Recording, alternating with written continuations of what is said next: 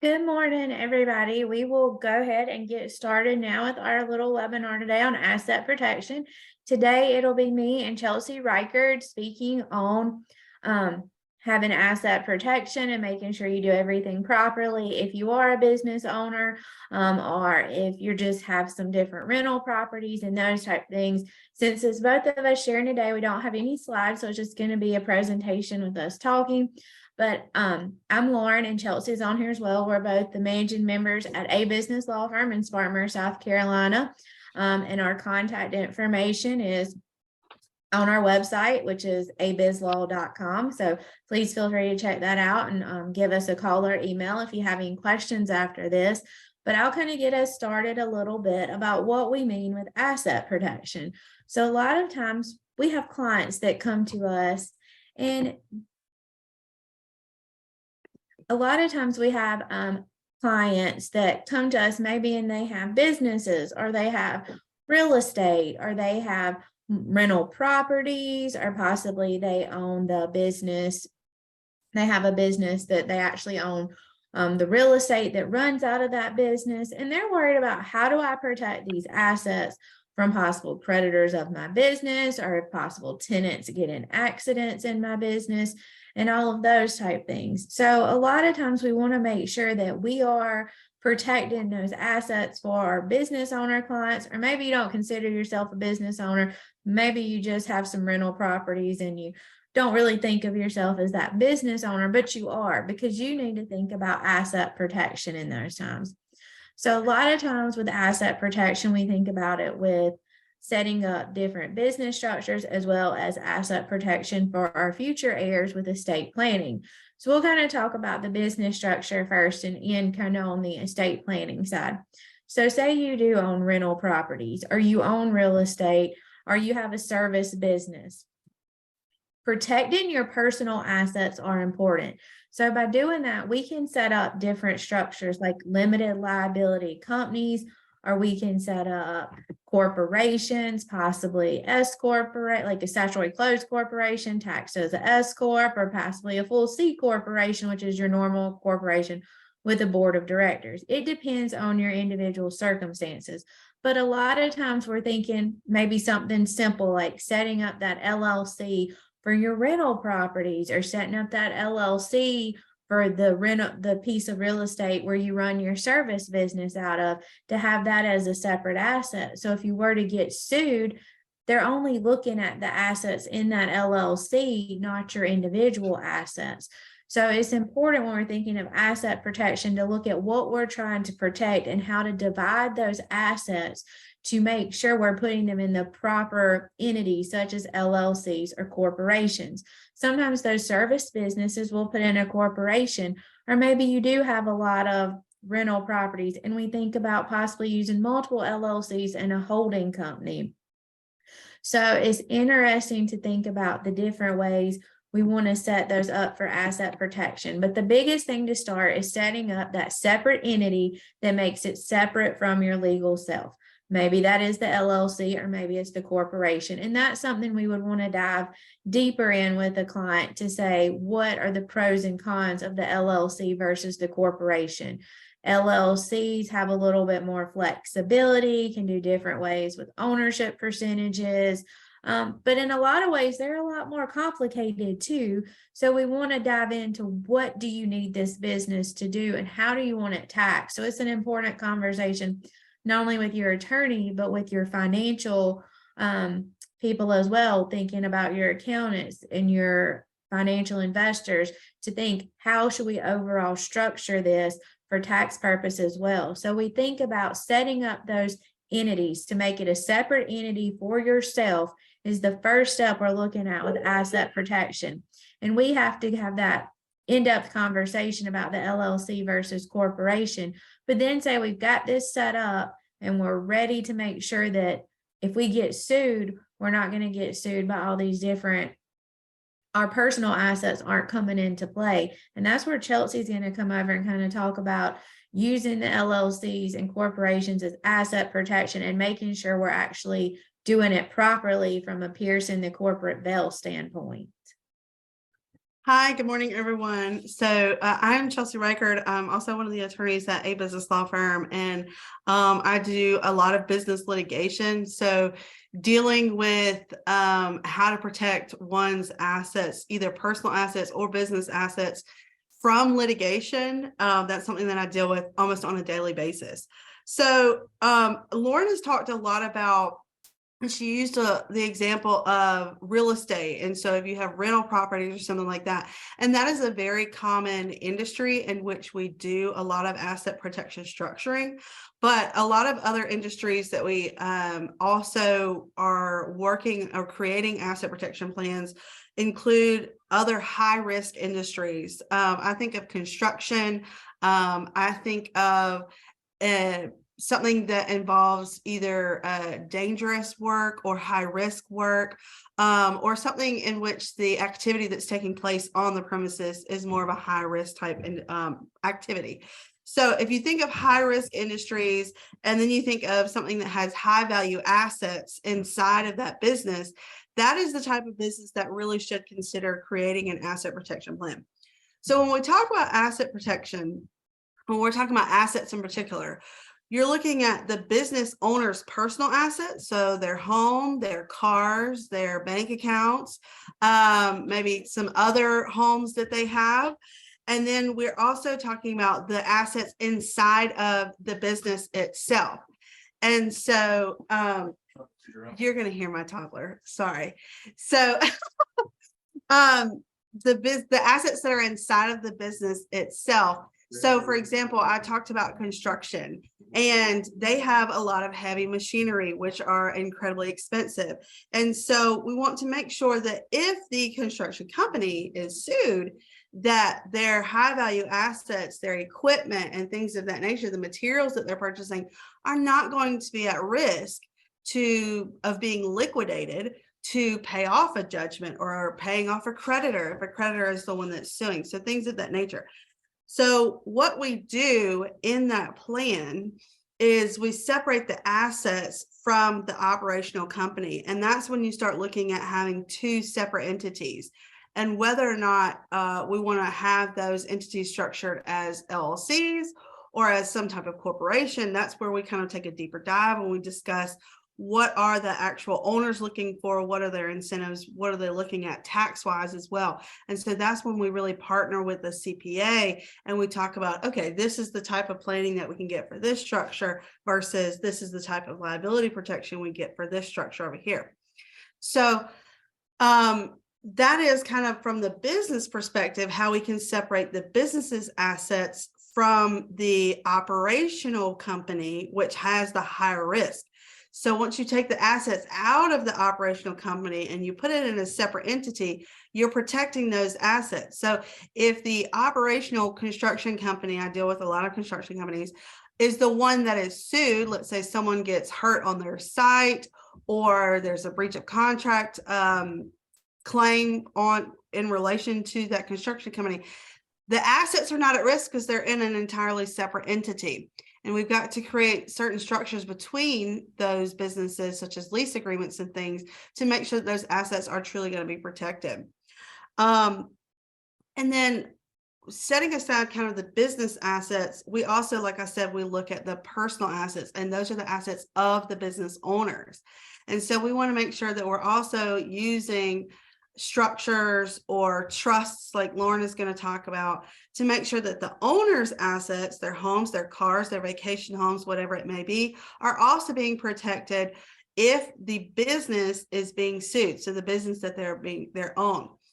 And so once we have a plan in place, so let's say we've got, your parent company, we've got the owners, we've got an operational company, and then we've got a sister company over here that holds all the assets. We then want to make sure that we, as your lawyers or as attorneys, are educating the business owners and the managers of those businesses to make sure that the way that they are running is then upholding this plan that we are creating, because we've built insulation between those sister businesses, and we've put in some insulation between the business and its owners. But there are things that the business owners can do by the way that they are running those businesses that can then poke holes that insulation and tear it down. And this is called veil piercing. So the two major things that the court looks at, or a lawyer is going to look at when they're trying to establish veil piercing and essentially be able to pull in the personal assets of the business owner, is, were they commingling funds? So are there payments between the business and the business owners that are not business expenses or salary or owner's draws?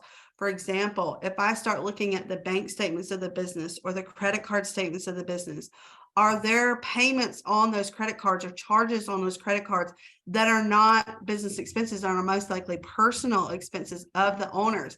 If there's a mortgage payment that is coming directly out of the business account, and it is the homeowner's personal home, and it is the mortgage for that personal home, that is a personal expense. That it should be an owner's draw. In fact, that actually that should never come directly out of the business account.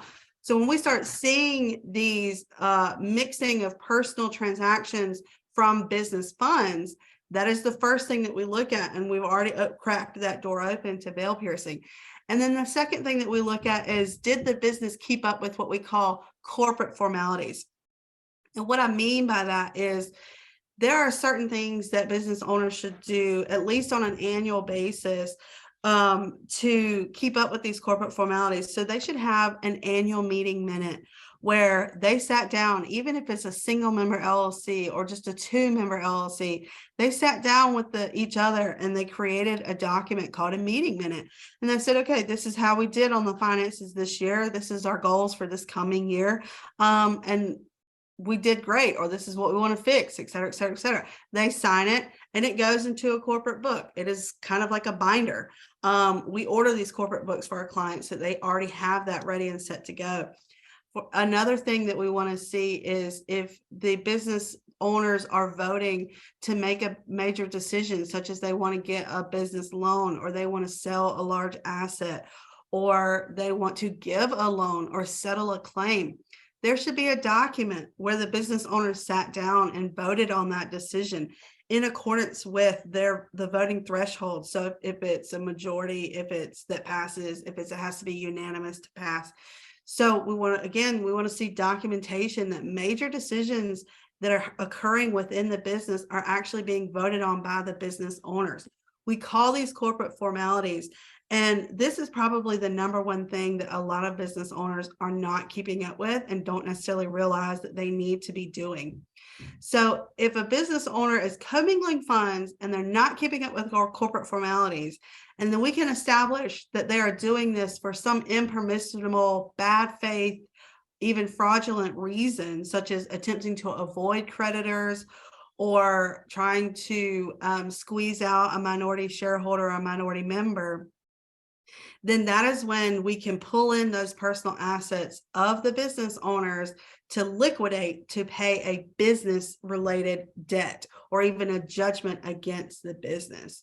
So again, when we talk about asset protection, kind of just to back up and give you a 1,000-foot view, when we talk about asset protection, one, we're talking about structuring the business and the way that the businesses are owned and having separate entities, and then also making sure that the way the businesses are ran on a day-to-day, monthly, and even annual basis are keeping up with the insulation that we have put in by creating this structure. And a lot of that is just educating the clients and having the conversations with them. And then, even having an annual conversation with them and say, just want to make sure that you're doing this, make sure that you had an annual meeting minute, make sure that you had a special meeting minute to show that you voted on all those sorts of things. So from a litigation perspective, that is when I'm suing a business, or even if I'm suing an individual business owner, those are the things that I start to look at. That's the type of evidence that I start to seek out and request through the lawsuit. And those are the ways that lawyers can kind of pull in those assets of business owners and sister businesses as well. So now I'm going to kind of transfer it back to Lauren so that she can talk about ways that we can then use estate planning and other estate planning tools to protect the personal assets of the business owners as well. So a lot of times when you do own a business, one thing to mention too that's important with a single member LLC, so maybe it's just you owning this LLC. When you die, the business pretty much dies with you unless you have an operating agreement allowing somebody to be able to sell the business or to be able to carry on the business. But most of the time it goes to probate. The assets are part of your probate estate, and then the business is just dissolved through the Secretary of State. So some ways to avoid that is one, having your operating agreement. But two, also thinking of possibly putting your LLCs or your corporation shares into a trust to help your family avoid probate. And that way there's no lapse of ownership, because when a person dies with a trust, there's another trustee already appointed. You don't have to open probate court. You just go in and distribute the assets based on the trust to keep your business running. So a lot of times with the asset protection, yeah, we're going to set up all these LLCs or corporations, and we're going to teach you about piercing the corporate veil. But if you pass away, what happens to the business? And that's important to our clients too. So thinking of having some type of trust that's going to hold these assets to make sure that if something happens to you, the business continues to run. You're not delayed by probate. You can sell the business assets. You can go ahead and transfer the business assets. So those are some ways. Also, there are ways such as possibly you're thinking of maybe gifting some to your kids in the future, and you want to use that gift tax exemption, that like $16,000 or so you can give your kids without being taxed on. So then sometimes we think about during your lifetime, even coming up with a plan to where we gift the kids so many shares of the business or so much interest in the LLC over the years, but maybe you don't want your kids to have control. So that's something we can talk about with what percentage they have or different classes of shares they may have in that LLC. So using that to have the protections, not just for the assets, but for your family in the future. So doing things like setting up the trust and having that operating agreement as well, and looking at different gifting strategies so we can make sure you're protected from a business standpoint, as well as your family is protected in the future if something were to happen to you. We also want to make sure as business owners, or when you own assets, you have those powers of attorneys in place. Because if you don't have those and you're a single member LLC, you have no power of attorney, you're in an accident incapacitated, your family is going to have to go to probate court and get a conservator appointed, where you could have easily had a power of attorney to prevent that. And even with a lot of our business clients, maybe they don't want their spouse or kids running the business. Maybe they have a partner. And so we can do things like limited powers of attorney just for that business partner to be able to run the business in the incapacity of one of the partners, or you have an employee you trust to do it more. And so those are things we want to consider. We also, no matter if you're starting a business or you're, way in long in your career, think about the strategies for what your goals and future is for this business. So if it is to sell it or it is to give it to family, we can make sure in your documents at the start, we craft those for your future intentions. And while I have been talking, I did get a few questions. So the first one is, do I need an asset protection plan if I just have a consulting company? I would say yes, you still want to have a plan if you are just in a consulting company, because you want to make sure consulting isn't risk proof or foolproof. I mean, in a lot of ways, what a lot of us do is consulting in the legal field and financial fields and accounting fields. I mean, we are consulting and doing paperwork for our clients. So it is still important probably to think about setting up that separate entity and what's going to happen with that business if you're no longer here. So I think no matter what industry you're in, service industry, real estate, financial, construction, whatever entity you're in, it's important to understand the risk and ramifications, and setting up that corporate structure, that LLC, can still protect you and your family, and making sure you are protected. And then a second question I got was, should property, family-owned farm property, be set up as an LLC? So it kind of depends on the situation. If you just have an LLC or a trust, is it actively being farmed? Is there risk involved with it? If it's just vacant land that you just have attached to your house and nobody goes on it but you, probably putting it in your trust is okay. But if you're actually farming it, you got employees coming on it or other people, or you're leasing it, renting it out. So a lot of times, we have people come to us that have farmland and they lease it out to somebody to use to farm it, and they just get fees for that. Or maybe they even lease it to somebody to, be able to fish or hunt on their property. At that point, you probably do want to think about an LLC, not just a trust, because the LLC is what's giving you the asset protection as far as if you were to get sued. A revocable trust is not doing that. The revocable trust is giving you the protections for your family in the future of avoiding probate and protecting the assets from your kids' creditors or your kids' possible future ex-spouses.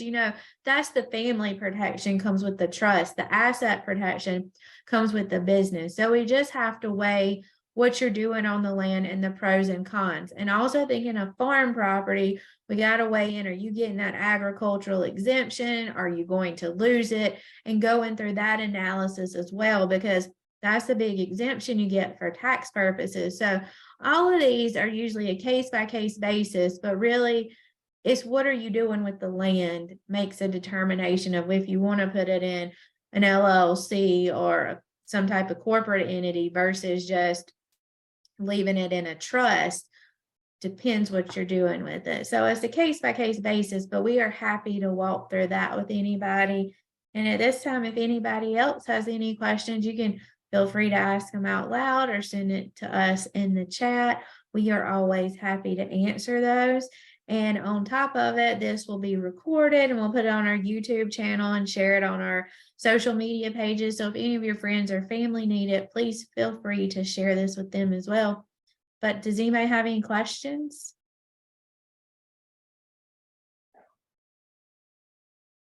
Chelsea, do you have anything else you'd like to kind of add to wrap this up for everybody?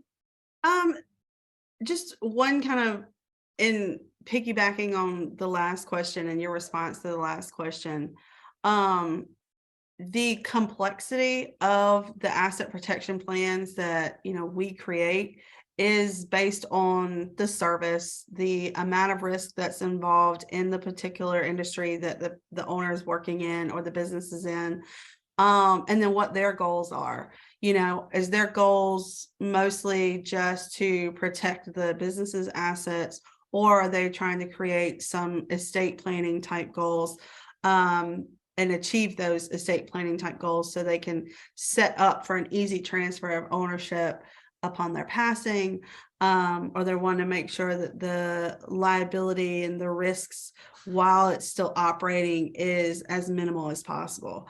So it is an in-depth conversation when we're having or when we're creating these asset protection plans, and not, it's not kind of a one size fits all type thing. And the relative complexity of each plan depends on a lot of things. So we really enjoy doing these. I do like to say, I feel like it's kind of a puzzle that we piece together, and I feel like it's fun. And usually when we're done with it, our clients feel a lot better. They feel assured. So it's one of the more fun parts of our job as lawyers, for sure. And I think kind of what Chelsea said with that too is we have to think about what you as a client are actually going to follow through and do as well, because some of it is, yes, we can set you something up super complex, but then if you're going to run it as one company, so say Chelsea set you up, you have 100 different rental properties and you got 100 different LLCs, but you end up running them all as one, maybe that complex isn't needed. We need to find a middle between what are you actually going to do and the best protections possible to make sure we can merge those. So maybe we put, all the, houses from this neighborhood in this one, or we put all the same tractors in this construction business or landscaping business in this, and those type things, because we want to do what you're actually going to follow through and actually do too, because we are all humans and people, and we don't want to spend hours sitting there trying to have 100 different QuickBooks open and pay our attorneys and our accountants hundreds of thousands of dollars overall to do this. So and we have clients that want something as complex as every single property in LLC, and some we've grouped. So it kind of depends on you, what you're going to do, what we think is best for you, and finding that middle ground to where what's actually going to work and what you're going to do and what's actually going to hold up in court if you were to get sued. And make sure we don't pierce the corporate veil or go between the different companies. So it really is a conversation that we have to get very in depth with you on about your assets, your goals, and what you actually are comfortable doing in your business to make sure we do the best thing for you that is realistic as well. Mhm. Any other questions from anybody? I have a question. Yes. So I have a client that has, like you mentioned, several properties. He has not written a will or trust, but working on it at this point. And probably at least 100 properties, plus land and all that kind of good stuff. And he wants to protect it to be able to give it to his family. Should he create a business entity under that? He And- probably, with all of his properties, I would think he needs a few different business entities, possibly a property management LLC, possibly like a holding company. And he definitely wants to think about a trust with all those pieces of property. You don't want to go through probate with that many pieces of property. But also talking to both Chelsea and myself on what realistically can he do as far as how many do we want to group together? What's he going to do to not get in trouble with that piercing the corporate veil? But he definitely needs to think about some different LLCs or corporations. Mhm. Especially if they're all rental properties, I would certainly say that he needs to consider grouping them in some sort of organized fashion, and then putting each group inside an LLC. And then the LLCs actually own the properties.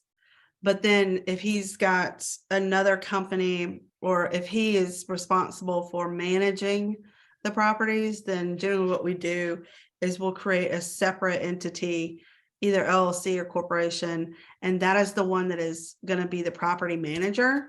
That's the one that's going to enter a lease agreement. And that's the one that's going to carry the most risk, so that the properties themselves are not really at risk. And then working with Lauren to then make sure that his goals as far as being able to pass these properties and avoid probate, or having an estate plan set up, and most likely a trust would be the easiest way to do that, and the operating agreement for the LLCs. And then So also, if something was to happen, sorry, Lauren. oh no, you go ahead, Sonia. So if something was to happen to him and it's all under this, will it go to the children, or is it better to have the children as percentage of ownership, or how should it work? It just depends what his goals are realistically. If he wants to have the children, so once he adds them on as percentage owners, they at that point can deal with the profit and loss. So they would be getting, depending on how he's taxed, either partnership or S election, those type things. So if he's kind of wanting them to start managing and taking over, adding them to the business is one of those things we could discuss. If he's like, no, I don't want them to do anything with it until I'm dead, like that's a different conversation. But I've had a few clients want to kind of transition slowly to their kids. And one in particular, he was in his 60s. He was kind of tired of dealing with it. And he told his kids, if you want this property, I'm going to start adding you on. And we had the properties valued so we can make sure he was using that taxable exemption. It was owned by him and his wife, and they had 3 kids. So we could start using that to gift the shares. And then eventually he was going to phase out before his death, because he would still be probably a small minority owner, but he wasn't going to have the management of the company. He wasn't going to run it. He was going to pass that on to kids and let them be managers of the company, and not him. So it's kind of depends what their goals are, and their goals can change too. So all this stuff we can change and amend, because if you're 50 years old, your goals are probably a lot different than when you're 70 years old situation. And the other thing with all of these, no matter what we do and how many LLCs we set up, we always want to make sure people have insurance on these properties as well, because in a lawsuit, insurance is usually your first line of defense. If somebody slips and falls, gets hurt, that's the point of insurance. So we want to make sure they have insurance, and even thinking of having those like umbrella policies, those type things just to cover something catastrophic. That's a conversation we want to have with our clients too, so they can go work with insurance brokers to make sure they're properly covered too. So it's multiple lines. We use insurance, we use LLCs as multiple lines of defense to protect our clients. Mhm. And one thing that we tend to run into as well particularly with properties, when we're creating asset protection plans, is whether or not whether any of the properties are collateralized or there's financing for any of them, because a lot of times a change of ownership on the deeds for the properties can technically require the financing to be called, or it could be called. So we like to look at those loans to see if that language is in there, and we kind of encourage our clients, maybe you should have a conversation with your financier to see what the risk is there if you move it, because most of the time, if there is that language in there, it says they can move it with consent. And a lot of times if they show that they're still the exclusive owner of the company that is now going to own the land, there's not usually a problem. But just kind of want to dot that I across that T type thing. But I just wanted to raise that because that is another kind of common thing that we run across, particularly when we're dealing with properties and creating asset protection plans for properties. It's pretty complex. Yes, it is. It's a case by case basis for sure on everything. Right. Okay. Any other questions? Well, we thank you all for joining us today, and we will post this on our YouTube channel, and it'll go on our social medias, and try to get it on our website. But if you have questions, please feel free to reach out to us. Our number is 864-699-9801. And we're happy to discuss these issues with you or for your clients or family or friends. So just reach out to us. But we thank you for joining us, and we'll have another webinar coming up soon, and we'll be sending out details on that. So please join us for that. Or if you ever have ideas for webinars, you really have a topic you want us to cover, feel free to send us that in an email or let us know, and we'd be happy to look into it for you. But thank you all for joining.